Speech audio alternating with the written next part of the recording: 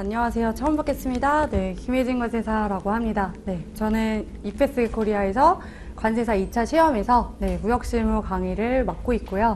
2차 과목의 이제 마지막 과목인 거죠. 그래서 실제 이제 설명회에서도 대부분 이제 마지막 파트를 맡고 있습니다. 그래서 오늘 앞부분부터 쭉 설명해 들으시느라고 지금 되게 피곤하실 텐데 제가 이제 핵심적인 부분들만 좀 이렇게 정리하고 과목에 대한 것들 한번 같이 이야기해 보도록 하겠습니다. 우선은 제 소개 아주 간단하게 해보면은요. 저는 2013년도에 관세사 시험 30기로 합격을 하고 현재 이제 현업에 있는 지 한 10년 차이고요. 그리고 관세법인 대표로서 이제 운영하면서 강의 같이 하고 있어요. 그래서 제가 이제 현업에서 종사하면서 느꼈던 그런 사례들을 보면서 수업 시간에 같이 설명을 해드리고 있고요.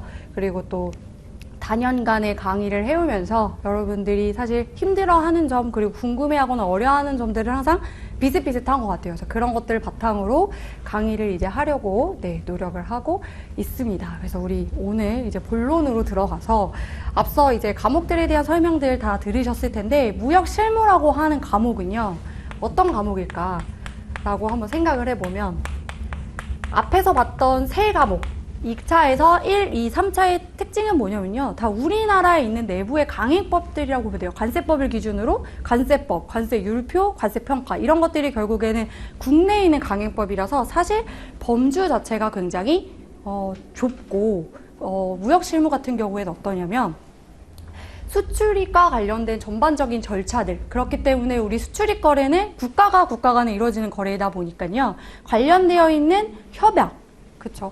우리나라 국내법의 수준이 아니라 국제협약 그리고 국제규칙이라고 하는 것들을 포함해요. 그렇기 때문에 2차 4과목 중에서 여러분들이 가장 어렵다고 느끼실 수 있는 게 이 공부해야 되는 분량이 굉장히 많다는 거죠.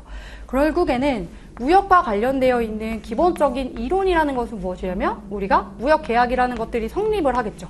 그리고 이것들이 이행이 되고 그다음에 이런 것들이 종료가 돼요. 그러면 이 전체 흐름 속의 이론이라는 건 정말로 전체적인 흐름들을 쭉 관련된 내용들 우리가 정리를 하면 돼요. 그래서 이런 강의는 굉장히 들을만 해요. 여기 끄덕끄덕 하시고 뭔가 강의를 듣지 않고 책만 봐도 알 것 같은 그런데 이제 협약이라든지 규칙이라고 하는 것들이 같이 들어가게 되면 제가 이런 것들을 저는 이제 묶어서 법규라고 칭하거든요.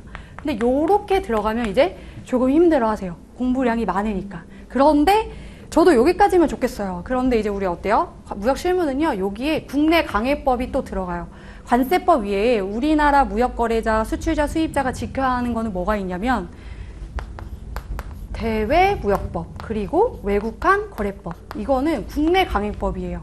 이것까지 추가가 되니까 사실상 2차 과목의 범주에 한 과목 자체만 두고도 어마어마하다라는 거죠. 웬만한 대학교 강의에서 무역학과 그 학생들이 4년간에 걸쳐서 배우는 전공 과목들을 사실상 요약해서 배우는 시기니까 오히려 더 자세하게 그래서 그런 점에서 힘들게 느끼실 수 있지만 어쨌든 이것 또한 결국에는 모든 수험생들이 이제 동일하게 주어지는 이제 조건이기 때문에 우리는 이 안에서 어떻게 공부를 해야 되느냐라고 하는 것들 전략을 잘 세워서 접근을 일단 해볼 수가 있어요.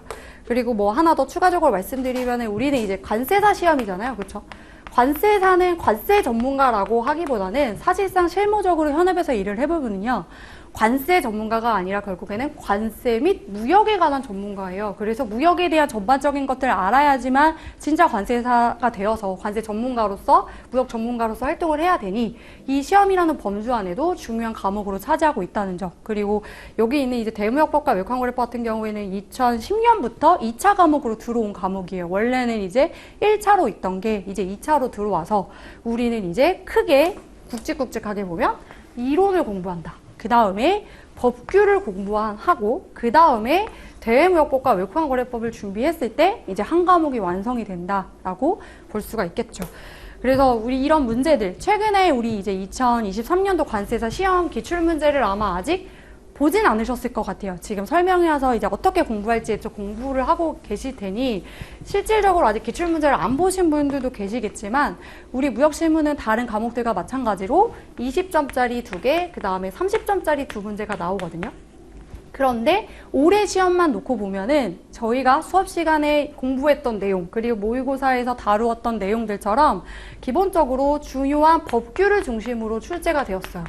아까 제가 말씀드린 이론, 법규, 대외무역법, 외국환거래법이 있었죠. 그래서 일단은 법규를 중심으로 출제가 되었으나 그렇다고 해서 법규에만 나온 게 아니라 이론적인 내용들도 같이 물었고요. 그리고 아까 말씀드린 대로 대외무역법과 외국환거래법이라고 하는 곳에 나왔다는 거죠. 그 말은 지금 여기서 한 문제가 나오고요. 외국환거래법에서도 또 한 문제가 나와요. 그리고 나머지 법규와 이론을 이렇게 중심으로 공부를 해야 된다. 그래서 문제의 난이도는 그렇게 어렵지 않아요. 8대 전문직 시험이라고 하는 그 난이도를 생각하고 봤을 때 문제의 난이도는 쉽지 않다. 그냥 문제의 난이도는 굉장히 쉽다. 결국 우리는 어떻게 공부를 해야 되냐면 최근에 기출 트렌드를 분석을 했을 때 결국에는요. 제가 말씀드린 내용을 중심으로 기본에 충실하게 준비만 하면은 합격할 수 있는 수준이에요. 문제 자체가 어렵지 않다. 자신의 범위가 넓기 때문에 그 안에서 중요한 것과 중요하지 않은 것들을 조금 더 구분을 해서 공부하는 방식이 필요하다라고 볼 수가 있겠죠. 그래서 이렇게 공부해야 될 것들이 많다 보니 공부의 어떤 계획, 전략이라고 하는 것들도 굉장히 중요한데 일단은 공부를 하실 때 너무 장기적인 계획, 내가 뭐 향후 앞으로 뭐 3, 4년을 공부해서 합격해야지라는 마음보다는 조금 더 내가 그 타이트하게 공부를 해서 내가 지금 현재 가능한 그 공부 시간을 최대한 끌어와서 집중해서 가셔야 돼요. 왜냐? 일단은 우리가 이제 7, 8월에 걸쳐서 이론 공부 하고 그 다음에 이제 9월, 10월 걸쳐서 이제 법규라고 하는 과목에 들어가게 될 것이고 지금 이 과정에서 또 11월 달에 가면 이제 대외무역법까지 그러면은 사실상 이 전체적인 커리큘럼, 그러니까 전체 시험 범위만 공부하고 싶은데도 이미 벌써 반년이 걸린단 말이에요. 그러면은 지금부터 마음가짐을 나는 이 강의를 쭉 들어놓고 나에게 맞는 공부 방식을 정해야지 이렇게 가시면 안 되고요.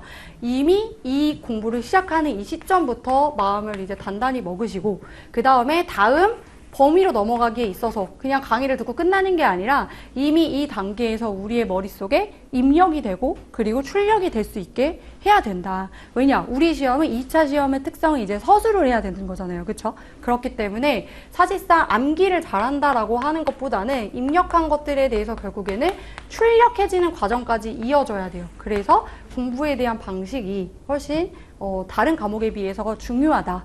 공부의 방향이 굉장히 중요하다라고 말씀을 드릴 수 있을 것 같습니다. 그래서 무역실무에서 어떻게 공부를 해야 되나요? 라고 질문 많이 받고 있는데 일단은 말씀드린 대로 이제 계획이라고 하는 것들을 잘 세워주셔야 돼요. 근데 지금 7월부터 시작해가지고 12월 하반기 동안 공부 전체적인 거를 보다가 나는 암기를 굉장히 잘한다라고 하시는 분들은 내년에 1월부터 6월까지 모의고사를 치면서 공부를 해야지라고 하는데 이때 가서 외우고자 하기에는 너무 시간이 타이트해요. 그래서 이때부터 미리미리 내용들에 대해서 공부를 해주시는데 제가 생각했을 때 효과적인 공부 방법은 뭐냐면 우리가 아무리 암기를 잘해도 머릿속에 넣고 나면은 사실상 굉장히 휘발성이 강하단 말이에요. 그래서 저는 제가 공부했을 때 제가 수험기간 동안 3년이라는 기간 동안 하면서 느꼈던 건 최대한 잃지 않는 공부 방법을 생각해내는 게 좋아요. 내가 오늘 공부한 걸 어떻게 하면 잃지 않을까 한다면 일단 첫 번째 가장 중요한 거는 다독이에요. 다독이라는 건 뭔가 결국에는 많이 본다는 거죠. 잃어버리기 전에 더 많이 본다. 근데 이것들은 다독이라고 해서 처음부터 끝까지 회독수를 말하는데 사실상 그렇게 치면 이미 7월부터 우리가 연말까지 계속 가는 이론, 법규, 대외무역법이라고 하는 전체적인 강의가 1회독을 하는 게 벌써 수개월이 걸린단 말이에요. 그래서 이거는 어떻게 하냐면 굉장히 그 공부해야 되는 분량 자체를 세분화해가지고 분할을 일단 하시는 거예요. 그 분할이란 건 뭐냐면 우리가 교재가 이제 여러 가지잖아요. 이론 교재가 있고요. 저희는. 그리고 법규 교재가 있어요. 그러면 저는 그리고 이제 대외무역법, 외국환거래법 강의가 있으니까 그러면 회독수를 따로따로 가져가는 거예요. 이거를 쭉 하나독 1회독이 아니라 이거를 각각 일단은 따로따로 계속 돌려주는 거예요. 그래서 내가 오늘 공부할 때 무역실무에서 관련된 내용들을 보면서 관련된 그 법규에 있는 내용들을 쭉 계속 진도를 무한해서 반복적으로 가주셔야지만 내 것이 된다. 근데 이렇게만 한다고 해가지고 일치하는 공부 방법은 아니고요.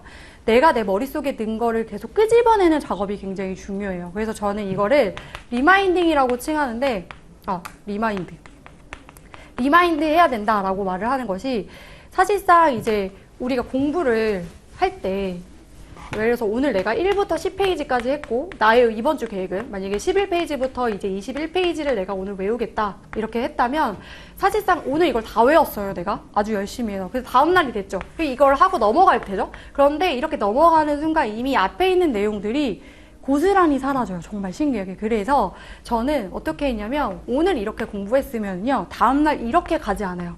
이거를 잃어버리지 않으려고 한 번 더 봐주는 거예요. 대신에 그렇다고 해서 시간이 없으니까 얘를 펼쳐놓고 다시 외우라는 게 아니라 일단은 앞에 있는 주요 목차 키워드 위주로도 쓱쓱쓱 보면은 정말로 이게 그냥 별거 아닌 것 같은데 이것들이 쌓이고 쌓이면은 사실상 이게 마지막까지 쭉 가게 되면 이미 이 앞에 있는 부분만 하더라도 그냥 한 번 본 거로 끝나는 게 아니라 책 한 권을 보는 사이에 이미 이거는 수십 번을 보게 된다라는 거죠. 그래야지만 나중에 우리가 시험장에 갔을 때 이 책이 내 머릿속에서 넘어가는 그 순간이 와요. 그랬을 때 합격이라는 결과를 얻을 수가 있더라라는 거죠. 그래서 이 방법들을 이제 제가 수업 시간에 또 한번 말씀을 드릴 거라서 또 이렇게 설명을 해드릴 수 있을 것 같고, 그리고 또 우리 시험에서는 제가 아까 무역계약이라고 하는 게 이제 성립을 한다, 그리고 이행한다, 이거 내용을 하면서 이제 설명을 안 드린 부분들이, 그래서 이론 법규하니까 이제 와닿지 않으시잖아요. 우리 시험의 그 방향은 어떠냐면 계약에 일단 흐름으로 이어질 거예요. 이론 강의는 이제 이렇게 쭉 이어지고요.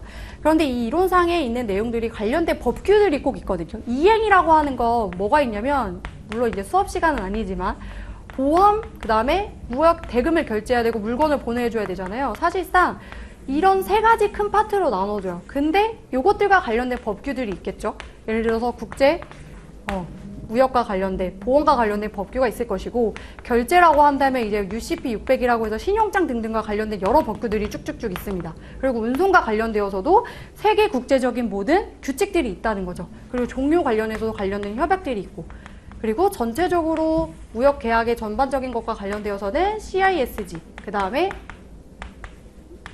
인커텀즈.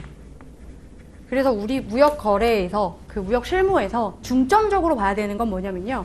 3대 법규예요. 3대 법규. CISG, 인커텀즈, 그리고 제가 말씀드렸던 내용 중에 UCP 600. 사실상 우리 최근에 2, 3년치의 기출문제만 분석하더라도 이렇게 세 가지의 법규를 중심으로 나오고 있어요. 올해만 하더라도요. 지금 인커텀즈라고 하는 곳에서, UCP라고 하는 곳에서 이미 30점짜리, 20점짜리 문제들이 출제가 되었다. 그래서 일단 중요한 것들이 무엇인지를 계속 수업 시간에 제가 강조 드리는 것들은 반드시 중요 표시를 해두시고, 예를 들어 다른 법규들을 10번 볼 때 이런 것들을 20번을 봐주는 거예요. 이렇게 하면서 시험에 합격할 수 있는 확률을 좀 더 이제 높여 가셔야 된다라는 거. 그리고 이제 추가적으로 덧붙인다면 이제 기출이라고 하는 거. 올해도요. 지금 관세사 시험 뭐 한 20년치 그 기출문제를 다 놓고 봤을 때 과거에 2번 이상 나온 문제가 올해 또 나왔어요. 그래서 기출문제 중요하다라고 말씀을 드려도 이 설명회 때 들었던 내용들을 또 잊으시고 마치 내용들에 들어가면은 내가 당장 외우고 싶으니까 기출문제를 자꾸 나중에 미루세요. 그런데 이것들은 공부를 하면서 그때그때 기출문제를 계속 봐주시면서 기출문제를 봐야 내가 오늘 공부하는 방향을 잡을 수가 있기 때문에 기출문제가 굉장히 중요하다. 이렇게 정리를 해볼 수 있을 것 같습니다. 네, 그래서 더 얘기해드리고 싶은 거 많은데 일단은 시간이 또 제약이 있으니까 여기까지 하고, 제가 이제 수업 시간에 또 진도 나가면서 이제 중간중간 공부 방식들 세부적으로 또 말씀드리고, 또 이제 뭐 상담이 필요하다 하시면은 중간에 이제 또 말씀 주시면 시간을 내서 또 상담도 해드리니까요. 이제 편하게 수업을 들어주시면 좋을 것 같습니다. 그래서 오늘은 여기까지 하고요. 네, 경청해 주셔서 감사합니다.